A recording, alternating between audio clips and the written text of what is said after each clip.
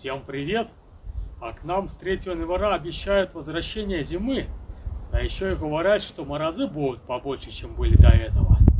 Так вот, думаю съездить в город, закупить продуктов, кормов для животных, пока еще погода позволяет.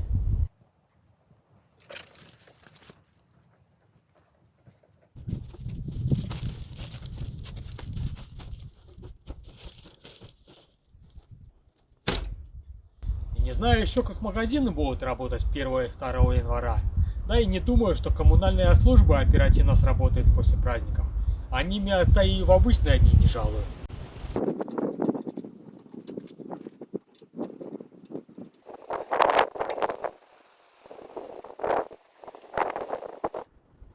Последнее видео говорил, что заканчиваю работать и начинаю праздновать. Кстати, под ним было очень много поздравлений и пожеланий с наступающим. Спасибо, что не забываете.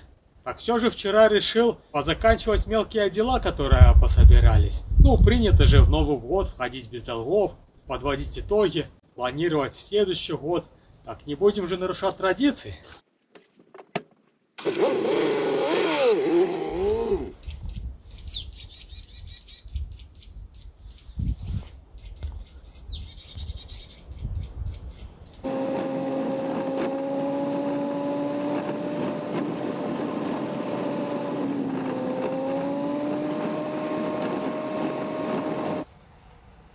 Что-то пошло не по плану.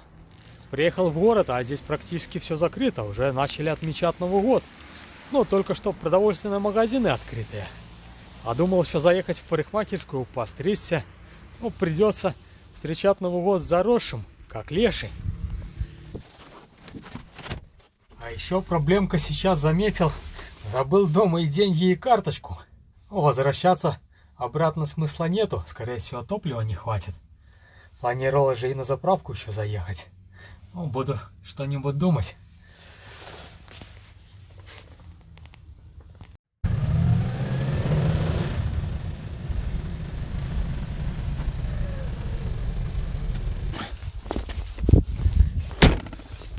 Ну, с топливом удалось решить вопрос. У меня вместе с документом вражеские деньги лежали. Метнулся к обменнику, а там тоже все закрыто. Хорошо, что интернет работает, есть доступ к интернет-банкингу. Так, встретил знакомого, снял через него. Заехал еще доставки забрать с маркетплейсов. Ну, там-то открыто было, еще работали. Да вот только какие-то технические проблемы, и сказали, забрать можно будет только 4 января. Ну, не оставаться же в Новый год без подарков. Так, решил заехать в дом, где весной мебель брал. Хочу сервант забрать. Я еще тогда на него глаз положил. Да вот только не знал, как вместить в машину. Габариты у него не такие большие, но все равно в будку не влезет. А на крышу попробую еще затяни одному. Ну, посмотрю, может быть, получится разобрать его как-нибудь.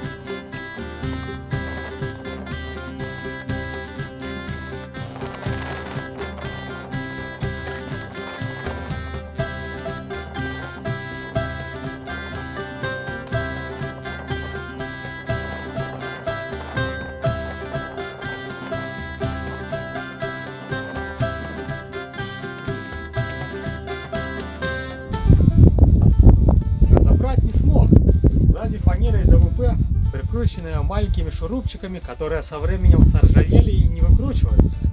Ну, может, оно и хорошо, что оказался старой закалки. Сговорчивый. Выносить не пришлось, договорился, сам вышел. А то я один бы точно рады не дал. Ну и наверх затаскивать не пришлось. Сзади-то хорошенько примостился. Доедет.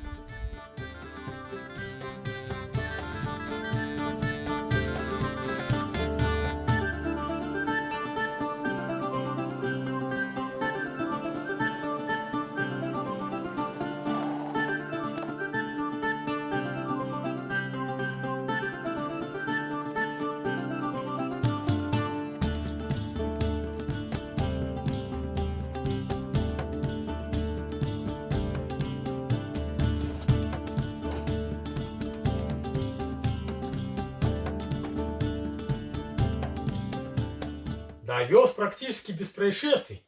Но только что, когда загружал, поставил не на тот бок. Снизу-то я ничего не подкладывал. Так немного поцарапался, а как раз будет видимая сторона. Ну и дверь отвалилась при разгрузке. Но это не так страшно. Прикручу. Главное, что все не затянуло, а то на улице там непонятно, что творится. То снег, то дождь. Да и темнеет уже. Скорее всего, ставить буду уже в следующем году. По традиции принято подводить итоги в конце года, но я это делаю в начале, так как в последний момент может что-то произойти такое, что затмит все предыдущее. Недаром же говорят, не говори гоп, пока не перепрыгнешь. Это сделать будет не так и сложно, так как значимых событий в этом году было не так уже и много. Одно из самых — это мой переезд сюда, в деревню. Ну и, наверное, второе, которое неразлучно с первым — создание этого канала. Планировал это уже давно, и с 2019 года начал приобретать необходимое оборудование. Но почему-то все мои планы проходили по сценарию вчерашнего дня. Но в начале 2023 года я принял четкое решение, что сделаю это независимо на то, как сложатся обстоятельства. И с начала года начал подготавливаться. А весной приобрел себе помощника, загрузил все вещи в него и приехал сюда, с чего и началось мое повествование. Ну а что было дальше, вы уже видели сами, либо можете это сделать. Но и здесь пошло все не по плану. Первым делом по приезду сюда я хотел изготовить улья, чтобы весь год активно заниматься пчеловодством и в конце года пожинать плоды своей деятельности. Ну а как вы видели сами, я это дело стал только в конце уходящего года и продолжаю это делать сейчас в столярке. Вторым в списке важных дел было, которое я даже и не начал за год, но о котором вы напоминаете практически под каждым видео в своих комментариях. Это ремонт колодца.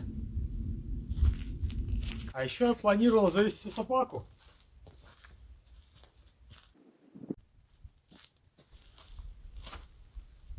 А завел кошку, которая является неотъемлемой частью этого канала и своим неординарным поведением заставляет улыбаться, ну и красит мое одиночество и пребывание здесь, в деревне.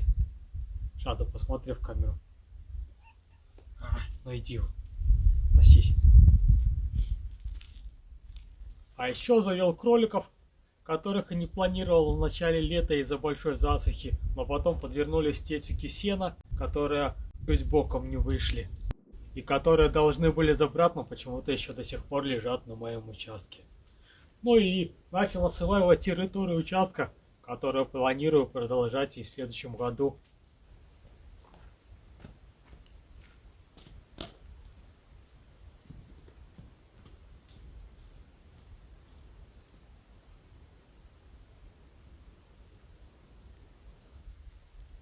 А еще планирую выйти за пределы участка и освоить близлежащие земли, которые уже начал подготавливать и оформлять в конце ноября. Звонил по этому вопросу перед праздниками, но дело так сильно и не продвинулось. Сказали звонить в конце января, но думаю после праздников заехать, потому что процедура оформления довольно долгая, а хотелось бы закончить ее до начала посевной. Пошли домой.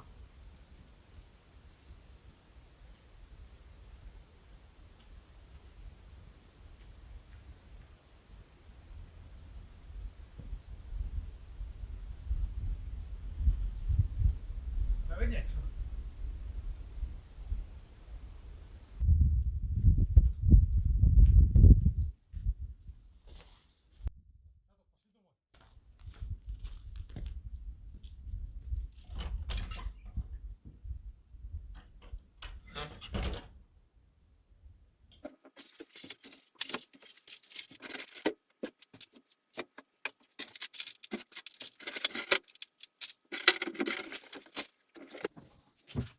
Отслужил этот сервант верой и правдой, скорее всего, и не одному поколению. Вот пришла пора его заменить. Но на заслуженный отпуск отправлять его не будем, еще послужит. Вот только еще не определился, или в мастерской, или в гараже.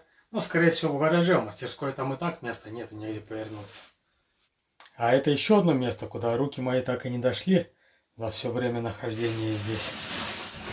Порой в маленьких таких ящичках таятся интересные вещи. О, дедовы документы.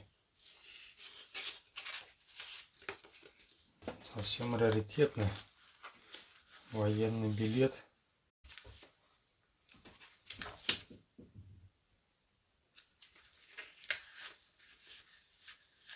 О, сберкнижка. О, у деда еще остались сбережения по сберкнижке. 127 340 рублей на 96 год. СССР. Да, вряд ли, наверное, уже деньги вернешь. Многие в то время посирали крупные суммы. О, еще одна. О, заначка. 400 рублей. Банк России, 93 год.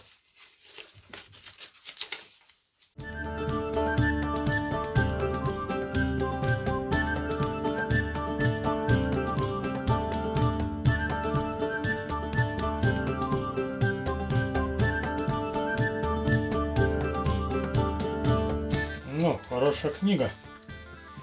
Так, когда в лесу не работает интернет, то можно брать с собой, чтобы знать, какие грибы собирать.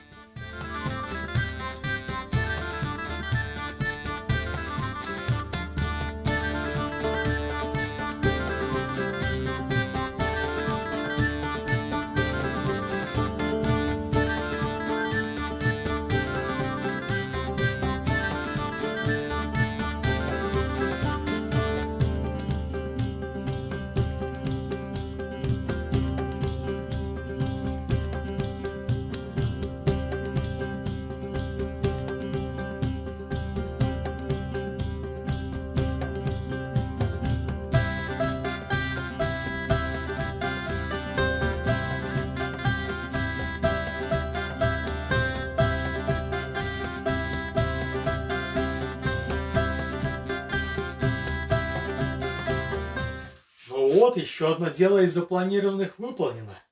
Хотя в зачет пойдет оно уже в этот год. По полезной площади оказался такой же, как и тот сервант. А выглядел намного больше.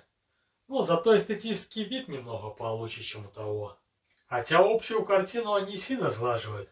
Тут необходим ремонт и лишь косметическим не обойдешься. Что касаемо планов на этот год, то ремонта в нем нет. Будет глупо в текущей ситуации затевать капитальную стройку, так как дом является пассивом и будет много забирать ресурсов, как временных, так и финансовых. А нужно больше уделять внимание на создание и планирование активов. Буду делать лишь самое необходимое, и то лишь по технической части, а не по эстетической. Ну а что касаемо планирования, то с годами пришел к такому выводу, что запланировать можно лишь то, что зависит только от тебя. Ну вот как, например, и с сервантом. И то лишь та часть, где я его ставил, мыл и порядковал. Потому что, чтобы провести его, задействованы сложные механизмы, которые порой выходят из строя и в самый неподходящий момент, и тогда все планы летят к черту.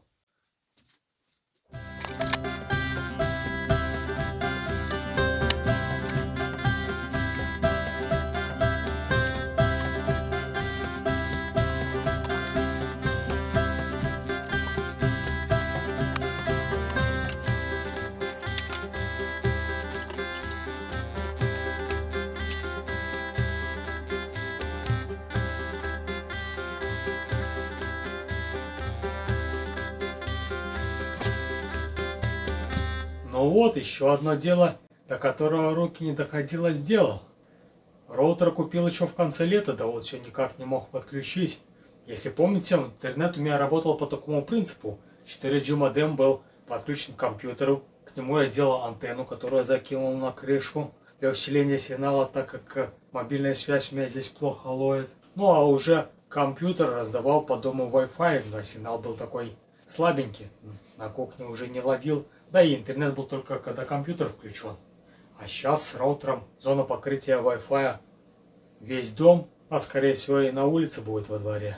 Ну и еще проверю. Да и качество получше стало.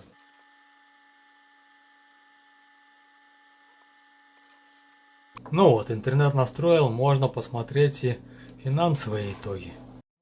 Когда переехал в деревню, сделал основные покупки и с собой взял чуть больше 3000, а на 1 января осталось всего лишь 780. Судя по среднестатистическим расходам, это где-то на несколько месяцев, а там нужно будет в срочном порядке что-то предпринимать. Получается, что все планы касаемо заработка, о которых думал до переезда в деревню, не сбылись. Ну, думал, что летом удастся пособирать ягод и немного заработать. Осенью продать немного меда, а вышло так, что и самому даже не досталось. Но только в этом месяце получил незапланированный доход. Удалось обойти все санкции и закончить регистрацию с каналом и получить первую прибыль от блогерства. Деньги, конечно, еще небольшие, но их хватило на то, чтобы перекрыть платежи по лизингу. Можно сказать, что оплачиваю кредит за мотоблок благодаря вам. Канал понемногу развивается, и за этот год получились такие цифры.